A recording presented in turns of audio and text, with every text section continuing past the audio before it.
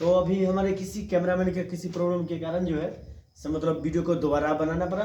तो चलिए क्वेश्चन हम फिर 49 की ओर आते हैं। तो 49 में बता रहा है अच्युत राय की रानी कौन थी। तो अच्युत राय की रानी कौन थी, तो यहाँ पर अच्युत राय की रानी हो जाएगी तुरुमी लंबा, तुरुवी लंबा। क्वेश्चन नंबर 50 का रहा है पुरुष और नारियों के संयोग से क्या चलती है। तो पुरुष और नारियों की संयोग से कौन सी गाड़ी चलती है, तो ये समाज की गाड़ी हो जाती है। किसके, समाज के लिए ये सबसे महत्वपूर्ण होती है कि किसी भी समाज में स्त्री और पुरुष को मिलने के बाद ही उस समाज की गति को चलती रहती है। क्वेश्चन नंबर कहता है 51 इंद्राणी का वर्ण किस वेद में है। तो इंद्राणी का कहाँ है, समावेद में है। कहाँ, समावेद में। 52 जनक की सभा में शस्त्रास्त्र कुशल थी कौन, गार्गी कुशल थी। क्वेश्चन नंबर 53 कहता है ऋग्वेद कितनी महिलाओं का ऋषिका का बनाती है। तो ऋग्वेद जो लिखी गई है वो कितनी महिलाओं के साथ जो है से ये वर्णन प्राप्त किया गया था। तो इसमें आ जाएगा 24। क्वेश्चन है 54 सर्व शुक्ला सरस्वती किसको कहा गया है। तो सर्व शुक्ला सरस्वती जो है डांडी ने कहा था। क्वेश्चन नंबर 55 कहता है दक्षिण भारतीय संस्कृति लेखिका कौन है। तो दक्षिण भारतीय संस्कृति लेखिका कौन है, तो यहां पर हो जाएगा इसमें शीला भट्टरिका, राम भद्रिका आरंबा और देव कुमारी का है ना। ये इसमें यदि ऑप्शन 3 हम बोले इसमें चौथा आ जाएगा सभी। तो अब बच्चों तुम लोग क्या करना है कि सभी में टिक मार देना है। क्वेश्चन नंबर कहता है 56 विजय भट्टरिका किसकी पत्नी थी। तो ये था जो विजय भट्टरिका जो किसकी पत्नी थी, तो ये था चंद्रादित्य का। किसका, चंद्रादित्य का। क्वेश्चन 57 कहता है कंप्रारण की रानी किसकी थी। कंप्रारण राय किसकी रानी थी, तो वो जो थी गंगा देवी के थी। क्वेश्चन नंबर 58 कहता है कन्यादान किस संस्कार में होता है। तो कन्यादान किस में होता है, विवाह संस्कार में। विवाह में ही कन्या को दान किया जाता है। पिता ने अपनी पुत्री यानी कन्या को दान करती है वर पक्ष के लिए। फिर क्वेश्चन आता है 59 प्राचीन में संस्कृत का पहचान किससे होता है। तो किससे होता है, संस्कार से होता है। प्राचीन काल से ही संस्कार से ही जो है संस्कृतों का पहचान करते हुए आ रही है। क्वेश्चन नंबर 60 कहता है गृहस्थ के कितने संस्कार हैं। तो गृहस्थ के कितने, एक संस्कार होते हैं। क्वेश्चन नंबर 61 शिक्षा संबंधी कितने संस्कार है। तो शिक्षा से संबंधित कितने संस्कार है, तो इसमें हो जाएगा 5। क्वेश्चन नंबर 62 कहता है गौदान किस संस्कार का मुख्य कर्म है। तो ये जो है गौदान हो जाता है केशांत संस्कार का। किसका, केशांत का। क्वेश्चन नंबर 63 है चरित्र का निर्माण किससे होता है। तो चरित्र का भी निर्माण जो है किसी भी व्यक्ति का चरित्र का जो निर्माण है वो किससे होता है, संस्कार से होता है। क्वेश्चन नंबर 64 कहता है जन्म पूर्व संस्कार कितने हैं। तो जन्म से पहले कितने संस्कार है, 5 संस्कार है। क्वेश्चन नंबर 65 कहता है संस्कार को कितने भागों में बांटा गया है। तो संस्कार को कितने भागों में बांटा गया है, तो मुख्यतः इसको 5 भागों में बांटा गया है।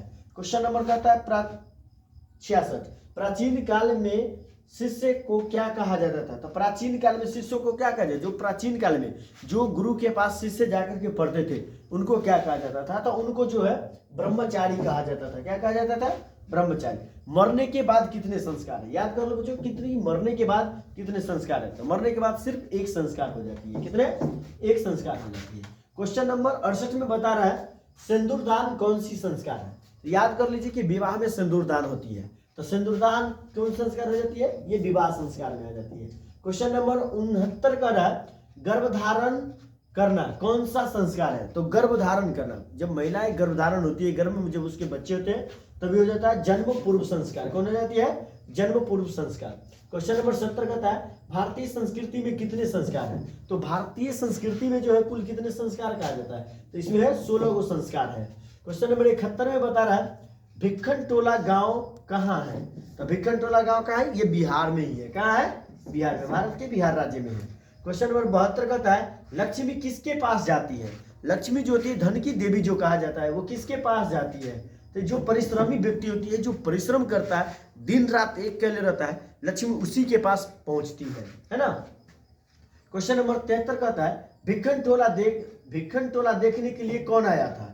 तो भिक्खन टोला को देखने के लिए जो है अध्यापक जो शिक्षक थे वो आए थे, है ना।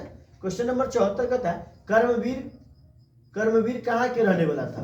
तो कर्मवीर जो था कहाँ के रहने वाला था, वो तो भिक्खन टोला के रहने वाला। क्वेश्चन नंबर 75 में कह रहा है लक्ष्मी किसका वर्णन करती है?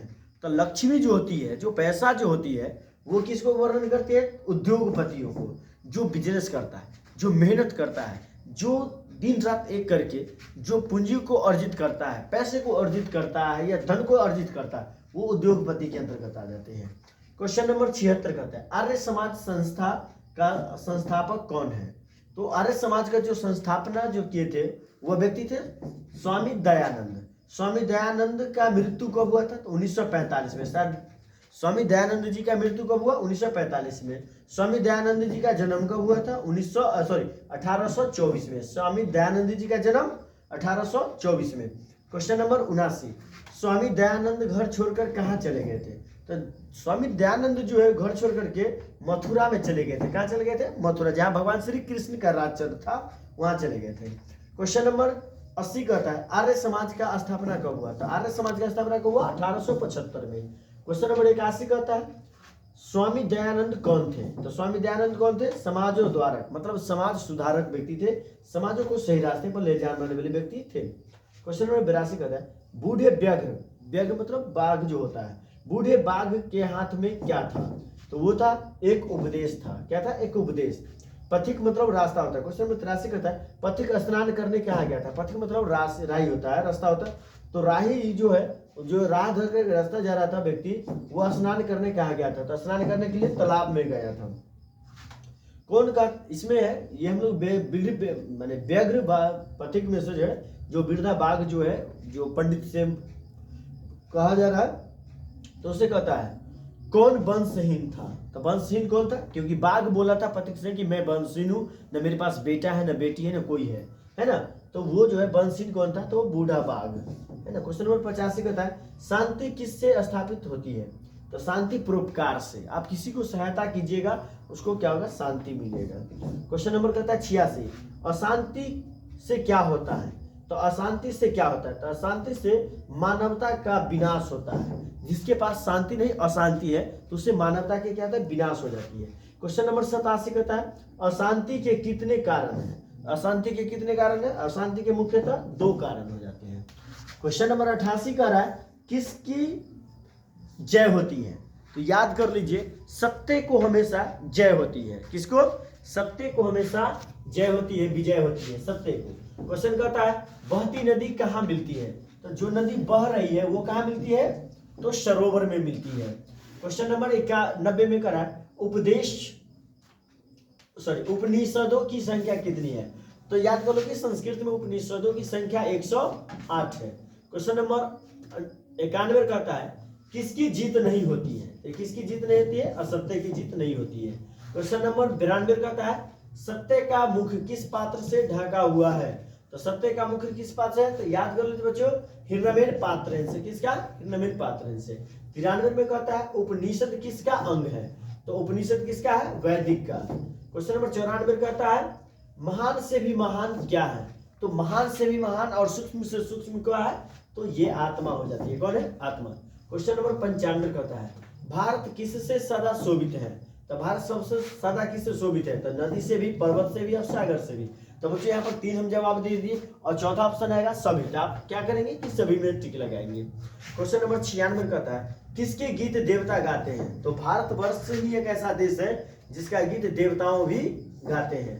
क्वेश्चन नंबर 97 भारत में शोभा की कौन सी प्रशंसा करते हैं? तो भारत की शोभा की कौन प्रशंसा करते हैं? तो देवता लोग ने। क्वेश्चन नंबर कहता है 98 कहता है जगत का गौरव कैसा है? तो जगत का गौरव कैसा है? शोभनीय है ना। क्वेश्चन नंबर कहता है 99 देवता क्या गाते हैं? तो देवताओं ने क्या गाते हैं? तो ये गीत गाते हैं। देवता क्या गाते हैं? गीत। क्वेश्चन नंबर कहता है 100 क्षमा किसके हत्या करता है? तो क्षमा जो है वो किसको हत्या कर देता है? तो क्रोध को।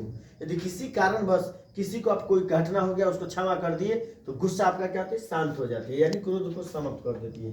क्वेश्चन 101 में कह रहा है किससे विद्या की रक्षा होती है? तो विद्या की रक्षा अभ्यास से होती है।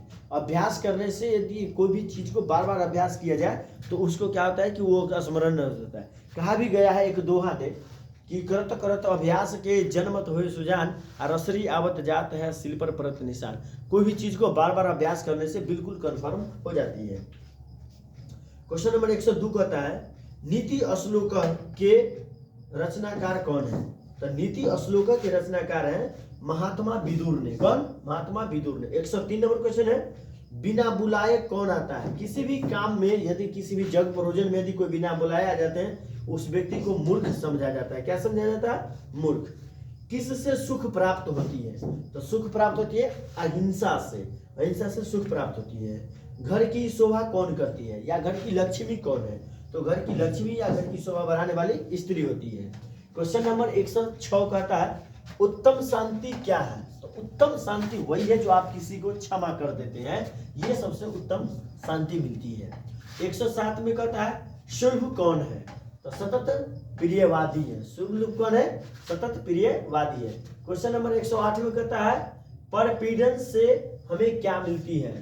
तो परपीड़न से हमें पाप मिलती है। यदि दूसरों को मान लीजिए कि हम दुख पहुंचाते हैं, दूसरों की मान के चलो कि हमें परेशानी करते हैं, तो हमें वो पाप की भागी हो जाते हैं।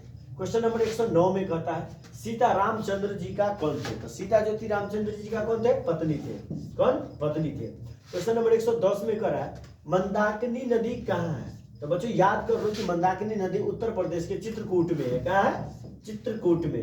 क्वेश्चन 111 में कह रहा है मंदाकिनी नदी में कौन स्नान करता है? तो मंदाकिनी नदी में कौन स्नान करता है? ऋषिगण जो है वो मंदाकिनी नदी में स्नान करते हैं। क्वेश्चन नंबर 112 में बता रहा है अयोध्या कांड किस ग्रंथ में है? तो अयोध्या कांड किस ग्रंथ में है? तो रामायण में है ना। रामायण किसने लिखा? क्वेश्चन नंबर 113 में कह रहा है कि रामायण किसने लिखा? तो रामायण वाल्मीकि जी ने लिखे थे। कौन लिखे थे? वाल्मीकि जी। बच्चों ऑप्शन वहां पर तुलसीदास भी देगा, तो याद कर लो कि रामायण वाल्मीकि जी लिखे थे और तुलसीदास जी क्या किए थे कि जो वाल्मीकि जी संस्कृत में लिखे थे उसको हिंदी में अनुवाद किए हैं, है ना। क्वेश्चन नंबर 114 कर रहा है नदियां समुद्र में कैसे मिलती हैं? तो कैसे?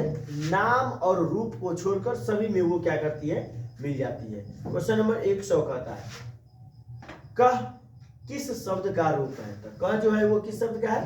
किम का। क्वेश्चन नंबर 116 कहता है युवा शब्द का मूल रूप क्या है? तो युवन है। क्या है? युवन। क्वेश्चन नंबर 117 कहता है वध किस लकार का रूप है? तो वध किस लकार का है? लोट लकार का। लोट लकार का सूत्र क्या है? तू ताम अंतु हितम त आनी आव आम, है ना।